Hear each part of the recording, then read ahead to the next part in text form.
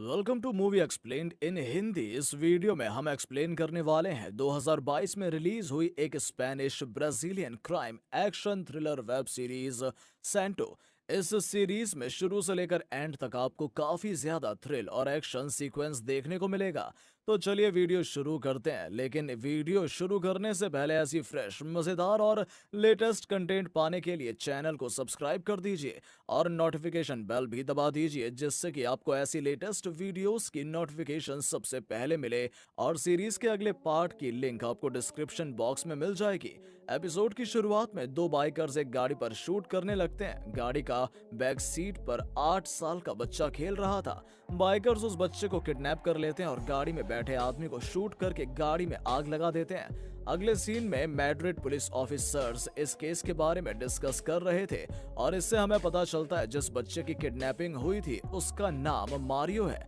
इससे पहले भी कुछ बाइकर्स चिंची नाम के आदमी के साथ ऐसा क्राइम कर चुके थे, लेकिन जैसे तैसे चिंची बचकर भाग गया था और इसकी वजह से मैड्रिड पुलिस ऑफिसर्स को ऐसा लग रहा था कि सभी बाइकर्स एक आदमी के लिए काम करते हैं और ये दोनों केस एक इंसान की प्लानिंग से किया जा रहा है। कुछ देर बाद एजेंट मिलियन जेल में जुआन नाम के आदमी से इस केस के बारे में पूछताछ करने के लिए जाता है। जुआन मैड्रिड में ड्रग ट्रैफिकिंग बिजनेसेस चलाता था और वो पूरे मैड्रिड का लीडर है। जुआन मिलन को कुछ भी बताने के लिए तैयार नहीं था, इसलिए मिलन जुआन को धमकी देने लगता है। जुआन को धमकाने के बाद जुआन बताता है, चिंची नाम के ट्रैफिकर ने मुझे बताया था कि सभी बाइकर्स नॉर्वेयंस हैं। दूसरी तरफ ब्राजील में पुलिस ऑफिसर्स को एक बच्चे की लाश मिली है। ऑटोप्सी करने के बाद पता चलता है कि ये लाश एक लड़के की है जिसे मारने से पहले उसका सिर काटा गया था, साथ ही उसके पैर और हाथों को बुरी तरह से इंजर्ड करके काट दिया गया था।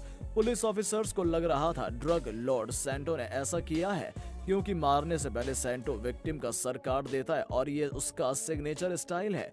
एजेंट कार्डोना सैंटो को पकड़ना चाहता था, इसलिए वो इंस्पेक्टर लुइस फ्रेटियास से मिलता है, क्योंकि एजेंट कार्डोना सैंटो की संगठन का अंडरकवर एजेंट बनकर उसे पकड़ना चाहता है। इंस्पेक्टर लुइस इस मिशन के हेड थे। वो कार्डोना को इस मिशन पर काम करने से मना करते हैं, लेकिन कार्डोना अपने मिशन पर चला जाता है। मिशन के दौरान कार्डोना सैंटो के आदमी के साथ था। ठीक तभी वहां पुलिस चली आती है और वो सैंटो के आदमी को शूट कर देती है। पुलिस को अंडरकवर एजेंट कार्डोना और उसके मिशन के बारे में नहीं पता था, इसलिए पुलिस उसे मारने की कोशिश करती है, लेकिन जैसे तैसे वो भाग जाता है। उधर मैड्रिड में एजेंट मिलन अपनी बेटी के साथ रेस्टोरेंट में नाश्ता कर रहा था। इस बीच न्यूज में बताया जाता है कि ड्रग लीडर जुआन को जेल में किसी फॉरेन गैंग ने मार दिया है। इधर एजेंट कार्डोना सेफली ब्राजील पहुंचते हैं और उसे सैंटो के केस में एक नई लीड यानी सैंटो की गर्लफ्रेंड बारबरा की लोकेशन मिल जाती है।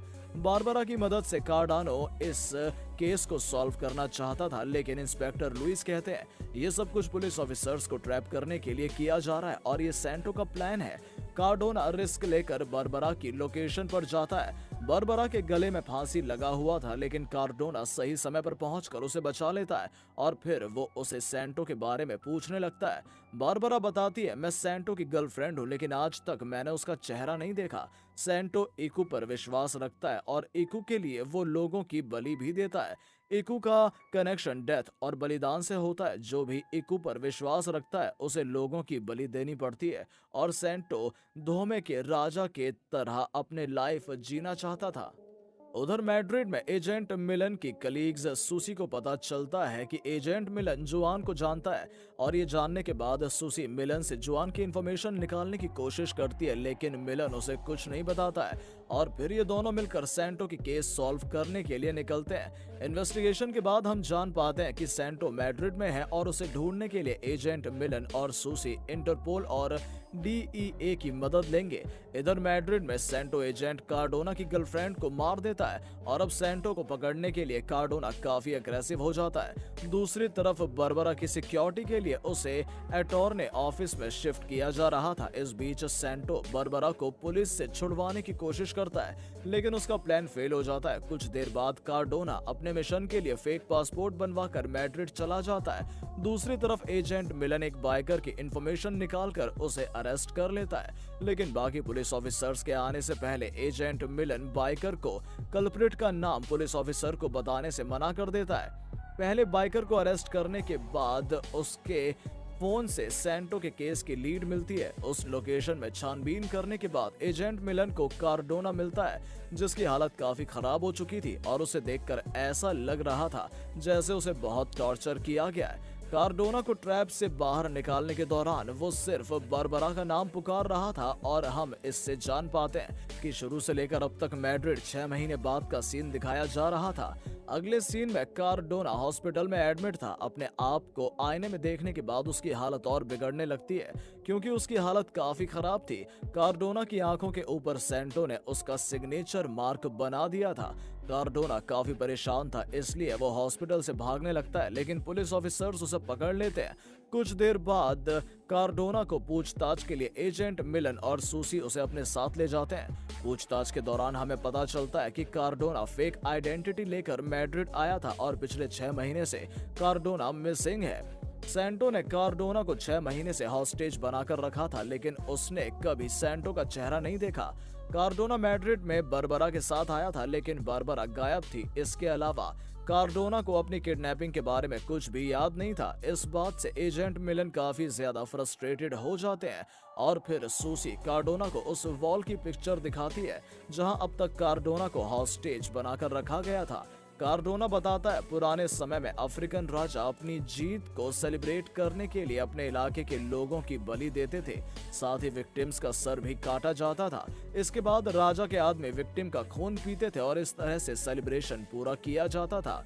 कुछ देर बाद एजेंट कार्डोना अपने होटल में जाता है। मैड्रिड में आने के बाद उसे अपने और बारबरा के बारे में कुछ इंसिडेंट्स याद आने लगते हैं, जिसकी वजह उनकी तबीयत बिगड़ने लगती है और वो काफी ज्यादा ट्रॉमेटाइज्ड फील करने लगता है। अगले सीन में एजेंट मिलन नॉर्वेगन बाइकर्स को ढूंढ रहा था क्योंकि उसे जुआन की डेथ केस में नॉर्वेगन बाइकर्स पर शक था। साथ ही मिलन को दूसरे बाइकर के बाइक के बारे में पता चलता है। मिलन बाइक की खबर निकालने के लिए गैराज के लोगों से बातें कर रहा था, लेकिन हम जान पाते हैं कि इस बाइक का इस्तेमाल करके बाइकर मिलन को मारना चाहते थे।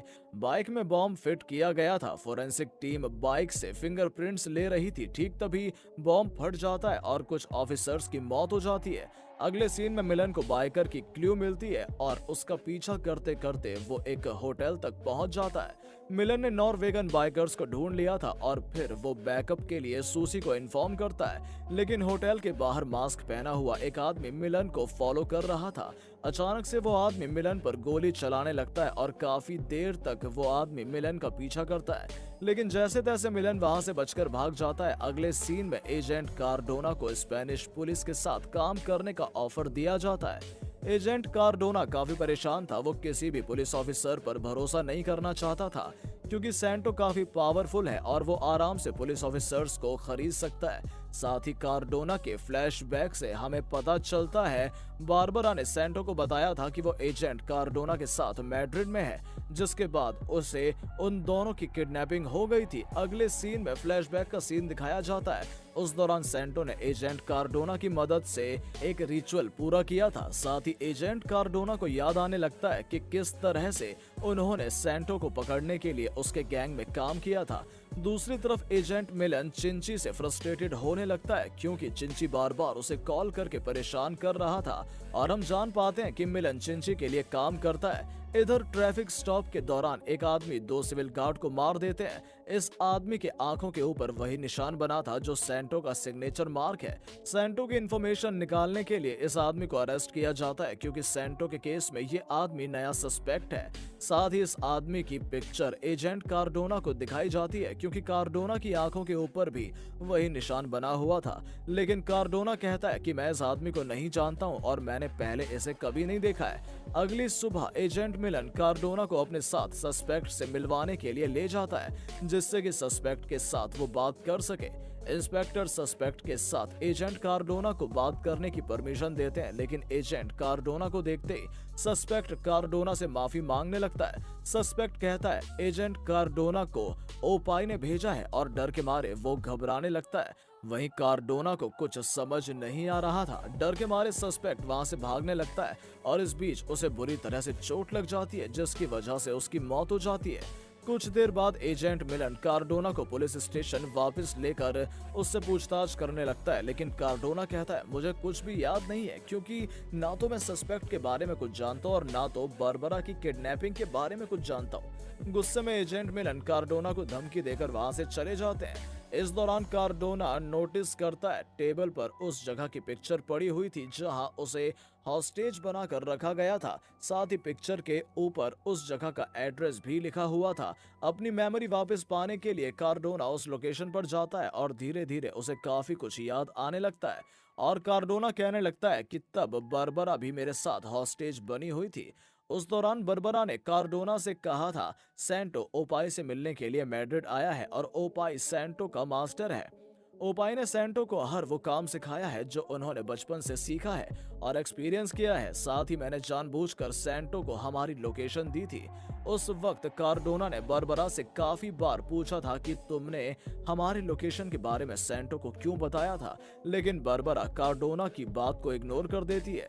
दूसरी तरफ हमें पता चलता है कि एजेंट मिलन मारियो और उसके परिवार को जानता था, क्योंकि मारियो की मां के साथ एजेंट मिलन का अफेयर चल रहा था। जुआन के कमांडो के साथ मारियो की मां ने शादी की थी, लेकिन वो मिलन से प्यार करती थी। मारियो के पिता को जैसे ही अपनी पत्नी के अफेयर के बारे में पता चलता है, वो तुरंत अपनी पत्नी को इस बारे में पूछने के लिए अपने घर की तरफ जाने लगता है, लेकिन रास्ते में उसकी मौत हो जाती है। वहीं प्रेजेंट सीन में एजेंट मिलन के बॉस को पता चलता है कि एजेंट मिलन ने केस के सस्पेक्ट को धमकी देकर उसे मारने की कोशिश की थी। इसलिए डिसिप्लिनरी कमेटी मिलन की इन्वेस्टिगेशन करने का फैसला करती है। कुछ देर बाद सूसी और मिलन को केस की नई लीड मिलती है और ये दोनों फोरेंसिक टीम से मिलने के लिए जाते हैं। फोरेंसिक ऑफिसर बताते हैं सैंटो के केस की इन्वेस्टिगेशन में एक बच्चे की आइडेंटिटी के बारे में भी ऑफिसर्स को पता है, लेकिन बच्चों के डेड बॉडीज एक नहीं 3 थे जिसका इस्तेमाल सैंटो ने किया था। कुछ देर बाद कार्डोना एजेंट मिलन से मिलकर उसे बताने लगता है कि जब उसे हॉस्टेज बनाया गया था तब उसके साथ क्या क्या हुआ था और बारबरा ने उससे क्या कहा था। कार्डोना कहता है मैं ओपाई से मिल चुका हूँ, लेकिन ओपाई मर चुका है और ओपाई के बाद सैंटो नया लीडर बन गया और अपनी जीत को सेलिब्रेट करने के लिए उसने दहमोय रिचुअल किया था और साथ ही उसने ओपाई को ट्रिब्यूट देने के लिए 3 बच्चों की बलि चढ़ाई थी। अब पुलिस स्टेशन से होटल में जाने के बाद कार्डोना को एक लेटर और पुराना नेकलेस मिलता है जिसमें उसके लिए एक मैसेज लिखा हुआ था और सीरीज का पहला पार्ट यहीं एंड हो जाता है। तो ये वीडियो आपको कैसी लगी कमेंट बॉक्स में जरूर बताइएगा। वीडियो पसंद आई हो तो वीडियो को लाइक और शेयर कीजिए और चैनल को सब्सक्राइब कर दीजिए। मिलते हैं आपसे